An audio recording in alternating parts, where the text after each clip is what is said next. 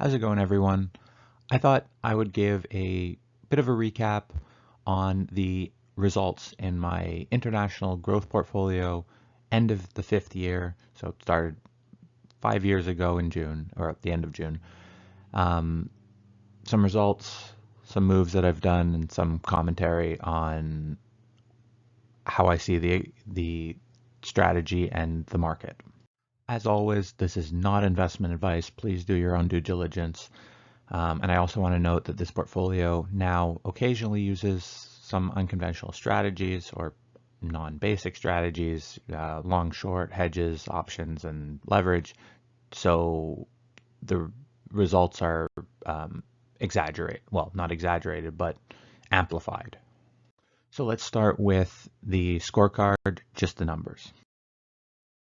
So after Liberation Day, the dip in the first quarter where we were red, this quarter was plus 31.5%. The calendar year to date is now plus 22.44%.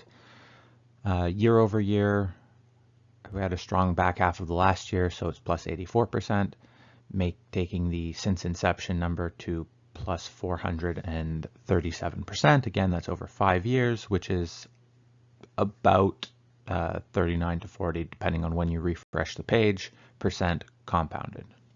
Now again, this is the account where I did speak about the substantial drawdown in the past. And as you can see, the long-term performance here, this is over 5 years. There was the drawdown. It was not fun. If you want to hear me talk more about that, there's another video all about that. And we are still not at all-time highs. And as I said, with the whole tariff issue from before, there was a substantial dip just when things were starting to go okay. And I'll get to why they were starting to go okay early in the year. But yeah, plus this is year to date, and this is year over year. After the whole Japan blow up from last summer, it was pretty strong performance, and then we kind of consolidated for a while. And one interesting bit about that is kind of near the end of the year, which is where it started flattening out, I was a lot less enthusiastic about where the portfolio was. I thought, okay, there's a few things that are ahead of themselves. I thought the performance was going to be lower over the next 12 months, just looking at what the portfolio was then. Now, over the last 3-ish months, I've made a number of changes in the portfolio, and I kind of got back to, okay, I want this portfolio to be something that I like a little more than, okay, we're a bit ahead of ourselves, we need to kind of wait and see. I figured, okay, so let me see what I can do to, have me be not excited, but,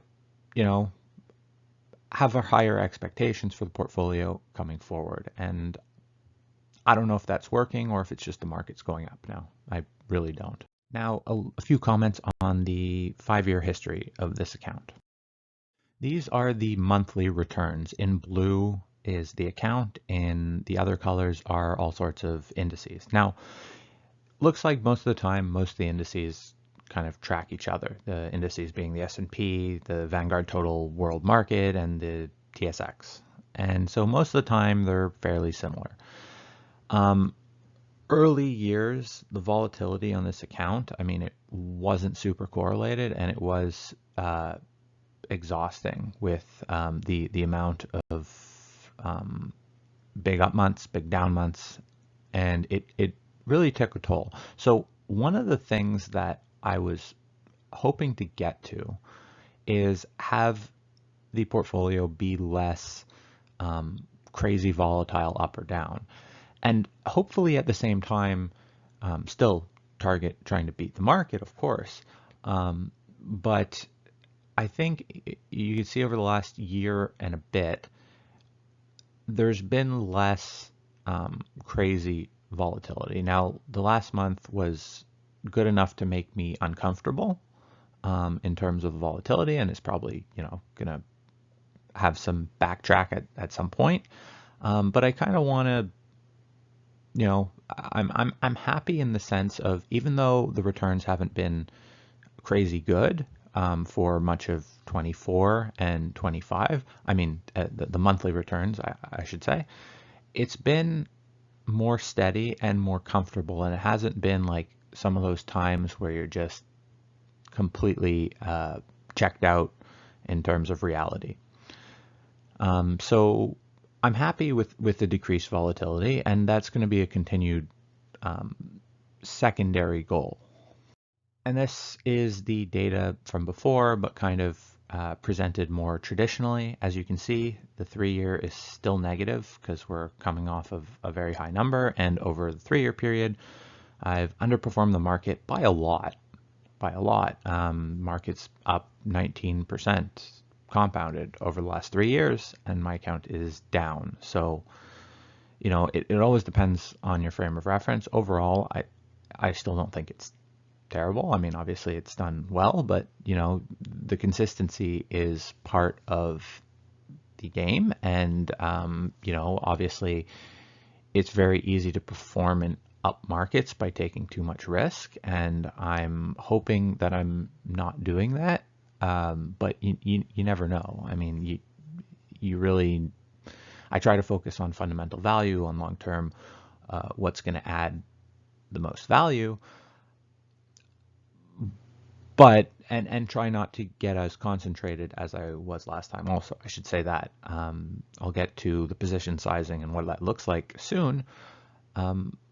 But yeah, I'm trying to balance both targeting good returns and reducing the drawdowns. And here's the same data again, except quarterly, just out of curiosity, compared the S&P on the left to the account on the right, quarterly data going back.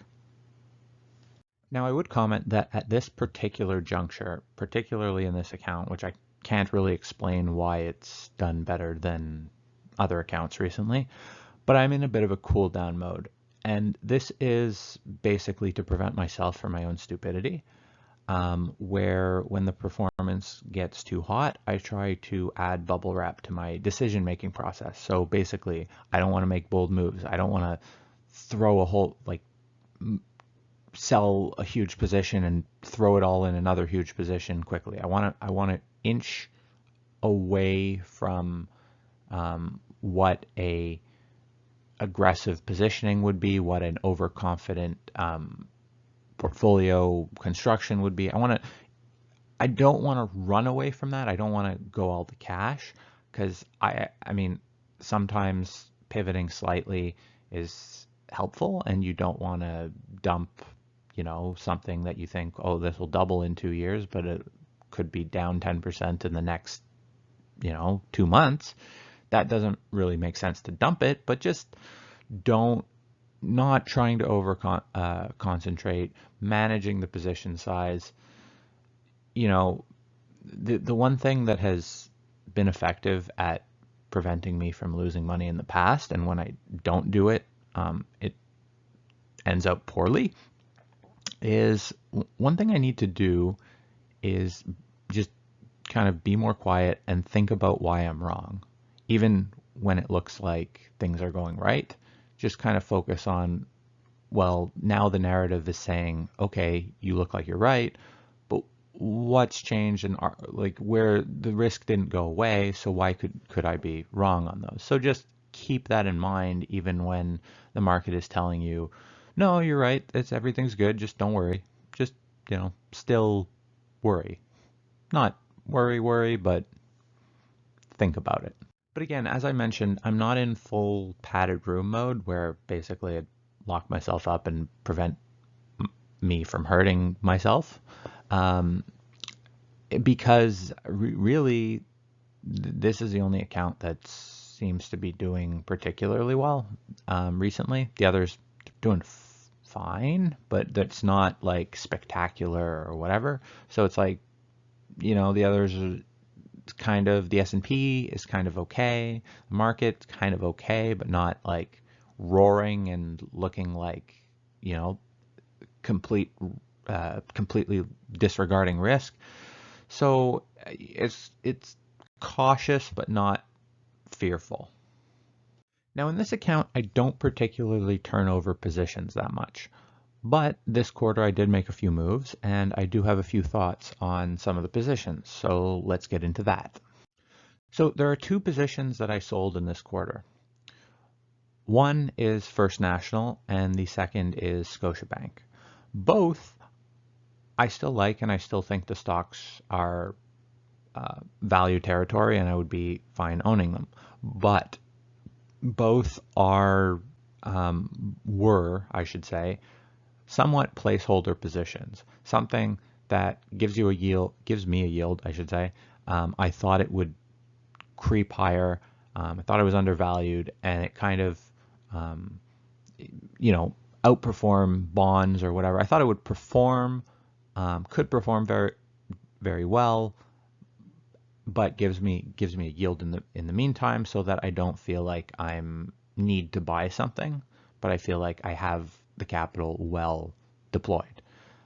But something that, if I have a good idea, it's what I would cut and kind of transition that into the idea. It's kind of like cash for a gambling junkie, I guess. And this quarter, I did add to 3 positions. One is Propel, which I've spoken about a number of times, kind of piecemeal in a bunch of videos. Basically, alternative lender, fintech, whatever you want to call it, growing very nicely. Valuation seems reasonable, so I like the risk reward. The second is Shift4. It's a payments processor, mostly US, but expanding international. I like their growth rate, think it has legs to run, and I think the valuation is pretty reasonable for the growth that they have been putting up, and I hope they can continue to put up. Now, and I think they manage acquisitions pretty well. The last is Cogent Communications, which is a US-based telecom, I guess. The balance sheet looks really bad. I don't think it is. The growth looks very bad. I don't think it is. I think it has a lot of deep value in the potential, but I think it's less simple of a thesis. So I haven't really bought as much of that one as I would have if I thought it was more straightforward. I'm still considering adding more. I like a few things about it, but I think there's more hair on it than what I would necessarily prefer for a rather large position. So one of the things that I found really interesting about the portfolio construction in the first quarter was retail. When the whole tariff nonsense was at its peak, one of the sectors that was performing pretty well was, retail, particularly deep discount retail, which is Dollarama and 3i Group, both of which are in this portfolio. And that was buffering some of the other stuff that was more at risk because, I guess the market sees this as part of a safety trade. And that's one thing that I really, value more and more is the type of exposure that is both, something that's going to grow high teens % plus perhaps, and something that is either counter-cyclical or seems like it should be counter-cyclical, or is just like a non-cyclical, so a secular growing company that it provides stability within the portfolio and also is just a solid stock. Now, I'm very skeptical of Dollarama's multiple at this point, I should say. I could sell it, but basically the tax consequences of selling it kind of prevents me from doing that. Basically, it would need to fall like, I don't know, it would need to fall to like, at one point I looked at it, more than 10% to break even on selling it. And it's like, when I look a few years out, it's like, okay, you know, if it continues growing a little bit here and there, if they can integrate the acquisition, it's like, you know, I could sell it and maybe break even over a few years, maybe put the capital to work somewhere else. But realistically, it's a type of company that I don't really want to sell. So I'm just kind of like agnostic. I kind of expect that to underperform for a bit. So that's expected.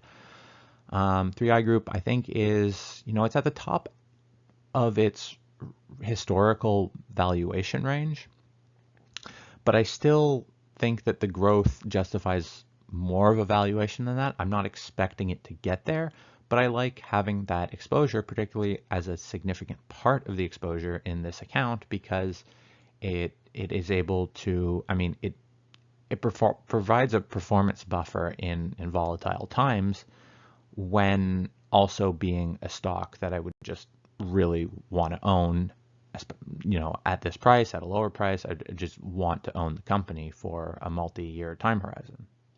Now, as I get more experience in the markets, I kind of find more and more that growth and value are kind of two sides of the same thing.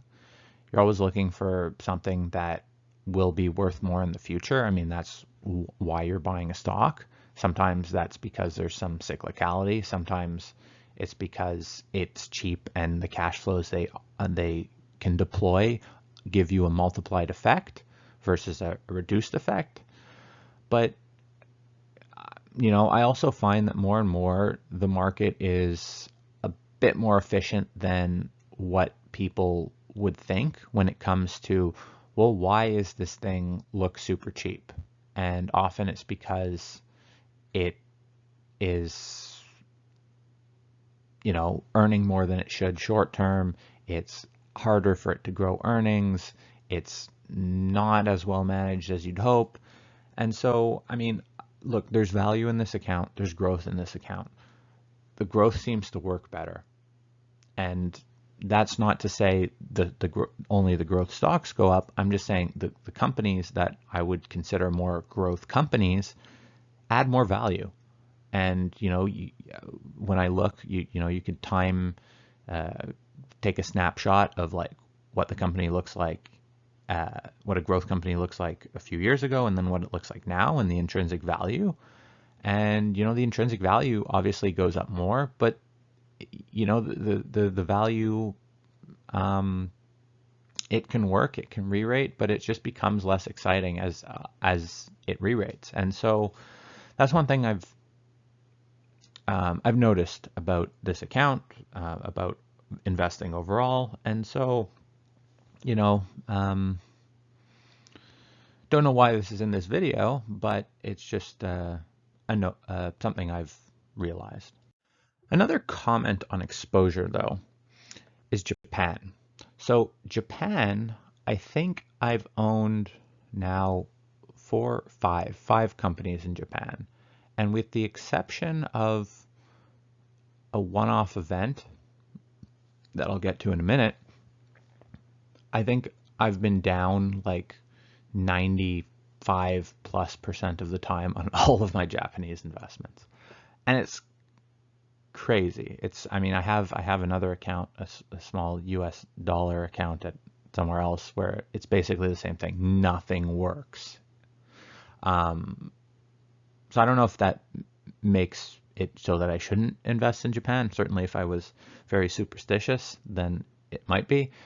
But I do see a lot of value in the Japanese market, in both value stocks and growth stocks in the Japanese market. And so, I mean, that's a place where I would like to allocate some more capital, particularly in this account where I can, but it doesn't seem to work most of the time. So yeah, I mean, that's one place that I plan to add to going forward, but yeah, it doesn't work. So now let's look at the top contributors to performance, both on the positive and negative side so far this year. So the top gainers in this account, one is CowNavi, which would formerly be a redacted position, one that I wouldn't talk about. There's also 3i Group and MDA Space. Those were the best 3 positions. Now, the one I'm going to talk about most here is CowNavi. It was a position that was kind of speculative in the sense of like it was a very small cap company. It looked like very good value, but you know, because it was break even, it was kind of risky. It looked like it was growing its top line well. I liked the concept. I liked the business. It looked very solid, and I wanted to build it into a big position. And so I bought a position, and then there was some stuff came up, tax season, TFSA, what, you know, the stuff where it's like, oh, well, I can't be buying a Japanese company with the next few dollars that I'm adding to investing, but I'll continue buying it after.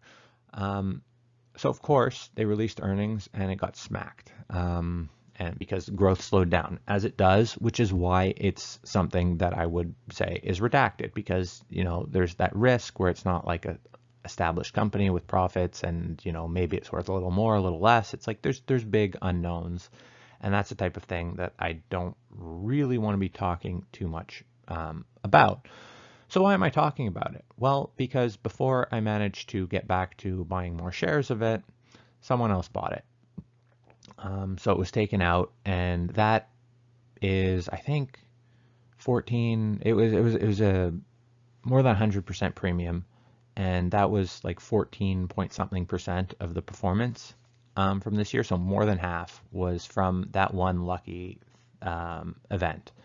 You know, it's not the first time I've had something taken out, and it's also not the first time that the thing I've taken out, I was pretty underwater on when it was taken out and then became profitable. So, I mean, you know, that's the thing when you're small money, things can be underwater, and then you're kind of, you're at the mercy of what the market, you know, if someone wants to, if other people want to sell, basically. Now, I was not really planning for it to be taken out. I kind of thought, okay, this is probably worth 50+% more, and then could grow mid-20s% from thereafter. And that was kind of how I looked at CowNavi. Now, obviously, someone decided, okay, we're going to pay a premium to own it all. And so, yeah, but that's why I'm talking about it. These types of things, most of the time they don't work, as you'll see soon. The whole, like, I mean, they don't work for me, I should say. The break-even microcap thing that should be growing, because anytime something slows down, you have problems. The other 2 gainers in the account, or biggest gainers, I should say, 3i Group, which, you know, had a strong first half of the year, the stock-wise, even though the business slowed down a little bit, but, you know, the stock was appreciated in the whole volatility. And MDA, which has had a strong last month and a bit,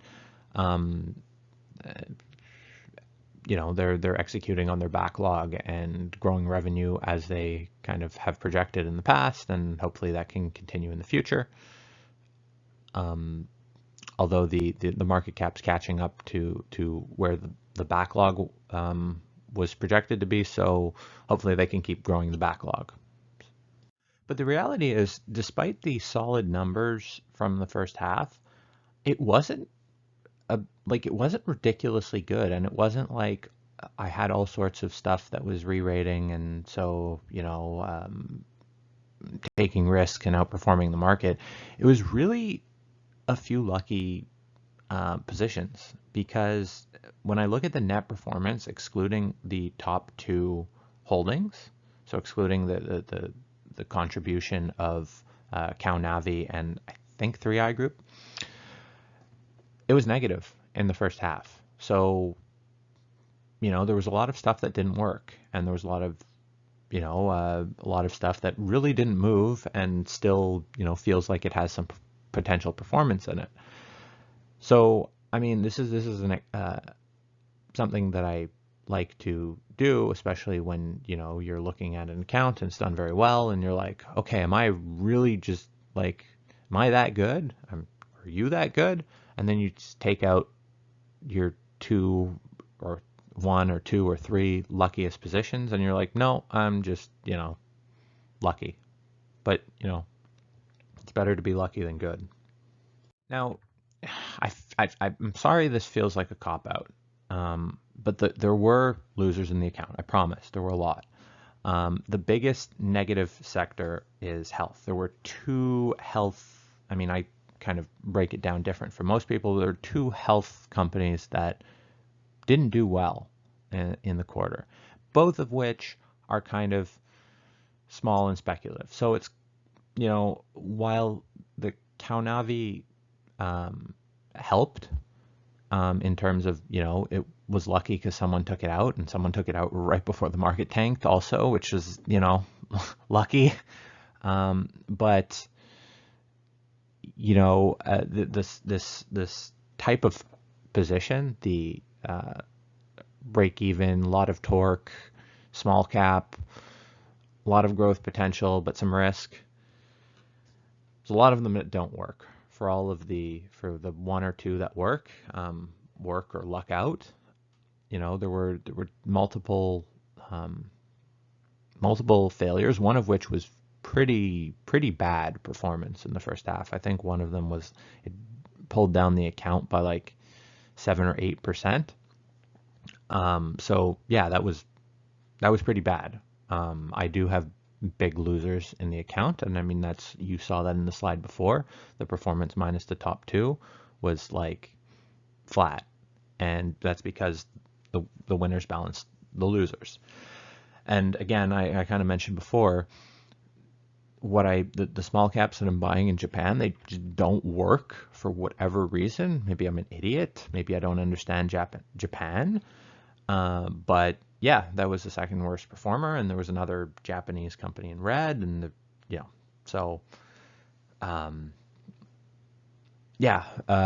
multiple losers in the account, and then there was a whole bunch of, I think the financials were slightly red. I think the real estate was flat, but there was a little plus and minus on some other things. I don't know why I have real estate in my international growth account, but I do. So yeah, I mean, the only big one, red one, was the top redacted health company. I still think they could turn around, but it's hard when you with the ones that are not that are around break even, because anything that goes wrong and the stock can fall a lot, and you don't really have, well, they're fundamentally cheap because now they can buy back all the stock or whatever. You don't have that, and I don't love it. I feel like a lot of times the ones that work are the ones that obviously should work. And, you know, when something's losing money, it's not obvious that it should work. And yeah, I keep learning the same lessons over and over. And every time I look at the things that don't work, it's the usual suspects. So I don't want to get into all the holdings for a number of reasons, but I do want to kind of look at the position sizing and the exposure details that I can show you. So there are at present 20 positions in the account. The top 10 make up probably about 60%, 55, 60%, and then there's another 10 that make up the rest. So realistically, it's pretty concentrated, but not absurdly concentrated. Now, obviously, the top three make up like 51%. I do want to dilute that over time. Ideally, top three maybe 35%-ish, 40%, something like that. But that means adding to some other positions. Now, none of the positions are above 20%, and I'm happy with that. Obviously, if something goes very well and it breaks above 20%, it's great. But normally, if they get to the high teens, it's because they've done well, or I really like them. I think most of two of the top three positions were much smaller and have kind of outgrown the pace of the rest, and that's why they're there. The other one is more of something that I really liked and added aggressively and took it most of the way there. It has still grown into the size that it has. But yeah, nothing is what it, at the big drawdown, there was, one position, half of the account, more, maybe less, because it had gone up and then went down and caused all sorts of problems. So I don't think the account is making that same mistake again. There's probably other mistakes, but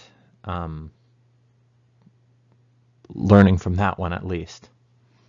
Now, when it comes to countries or regions, I should say, 44.5%, well, almost 45% Canada, which is too high. I wanted this account, or now I want this account to be maybe 20% Canada, maybe 25% over time. So that's the direction I'm heading. International exposure 26.5%, which is fine. Some of these are Canadian companies, some are not. That are kind of more global companies expanding globally, have their business in multiple countries, so it's not really like a single place that your risk is concentrated. 18.1% Europe, which I think is fine. I'd probably take it to 25%. I need more different companies in Europe, so that's one thing I'm looking for. But I think the percentage is fine. And then I have, I think it's sub 3% in Japan. And there's some other commodity stuff that I don't really know how to locate or how to, allocate to a position. But Japan, I mean, look, if my Japanese stock picks didn't like all suck all the time, I feel like I should have way more than the 3% that I have in Japan. It should probably be 10+% given the value that I see, but nothing seems to work when I do it. So, I could just light more money on fire, and I probably will. But that's just how I see things. Now, as for my plans going forward. So this is pretty intuitive stuff. I plan on managing the concentration. As you saw, top 3 positions, 51%, get that down to 40, and I plan on doing that by layering in new positions.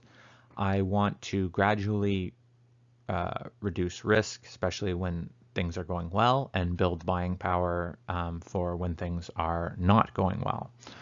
As I said, again, reduce or dilute the Canada exposure over time, and do that again by, like I said, layering in international positions. And yeah, I want to add quality to the portfolio, and add quality, add diversification, and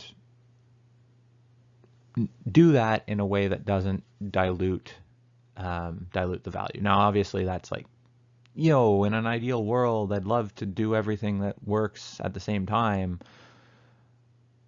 and that's not how things work. But I do over time want to keep increasing the resilience of the portfolio, and that needs a bit of a different strategy than aggressively trying to just push the highest returns you possibly can in the short time. Now, with how I see the portfolio today, I do target a 1-year forward return of 25% or hopefully better. I think most of the positions in the portfolio can grow their intrinsic value by 15 to 30%. I think there's a few potential re-rates that things where the multiple could increase. I do think there are a few where at some point the multiple is going to go down, and so that will detract from the intrinsic value growth. Plus, there's the contribution from the different options, levered, short strategies that exist in the account. So that could be, I mean, that could be positive or negative. Hopefully it's positive. And overall, you know, I think that how I look at the positions in the account currently, the 25% is a okay target based on what the value growth that I think we'll be seeing. Now, of course, you never know when the market's going to give you much less or more, but that's just how I'm seeing things today. When we'll see if that's right or terribly wrong in a year. And that is basically all I had to say at this juncture. The 5-year mark of this account. Obviously, hopefully, next 5 years can be good and hopefully a little less volatile. But yeah, it's always fun looking for new stocks and reading up on other great ideas. So if you have any, let me know. And with that, thanks for watching and have a great day.